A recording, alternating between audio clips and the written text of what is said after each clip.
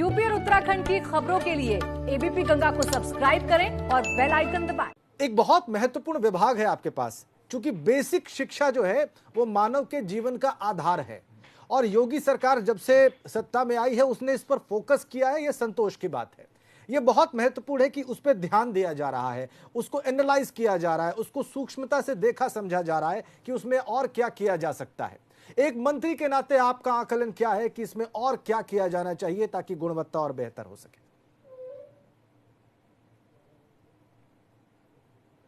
देव जी, मैं ये कोई राजनीतिक बात नहीं है, इसको पूरा प्रदेश महसूस कर रहा है कि जब से उत्तर प्रदेश में योगी सरकार आई है, इस प्राइमरी सरकारी बेसिक शिक्षा के जो परिषदीय स्कूल हैं उनकी स्थिति बेहतर हुई है।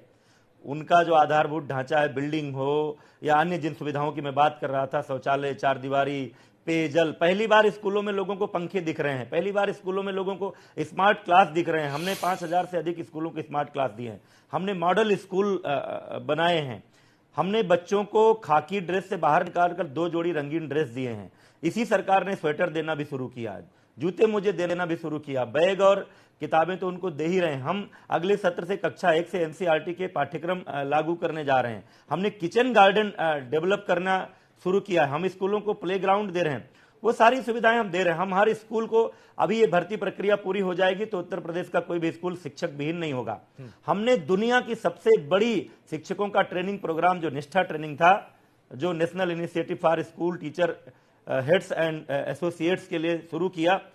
हमने ऑन दी जॉब ट्रेनिंग, कभी शिक्षक भर्ती हो जाते थे, कभी सर्विस में उनकी ट्रेनिंग नहीं होती थी, नई नई शिक्षण की विधाएं वो सीख सकें, उसके लिए हमने सर्विस पीरियड में ट्रेनिंग का शुरू किया। जो भी नई शिक्षा नीति में कंटिन्यूअस डेवलपमेंट प्रोग्राम की बात आई है, प्रोफेशनल डेवलपमेंट की, उसको शुरू किया है। हमने स्कूलों में योगा पाठ्यक्रम में शुरू किया है, हमने पेरेंट टीचर मीटिंग शुरू की है, हमने पिछले कोविड आने से पहले फरवरी में सरकारी स्कूलों में एनुअल फंक्शन शुरू किया। तो बच्चों का करिकुलर और एक्स्ट्रा करिकुलर डेवलपमेंट कैसे हो सके उसके लिए प्रयास किया है। लेकिन जो आप कह रहे थे, अभी भी इस बात की आवश्यकता है। हम हर स्कूल को फर्नीचर नहीं दे पाए हैं, उसकी जरूरत है, वो हमारी प्रायोरिटी है। अभी कुछ पैसे हमको मिले हैं केंद्र सरकार से, हम कुछ स्कूलों में, जूनियर हाई स्कूलों में तो लगभग संतृप्त कर ले जा रहे हैं, लेकिन प्राथमिक विद्यालयों में फर्नीचर होना अभी बाकी है, उसके लिए प्रयास करना है।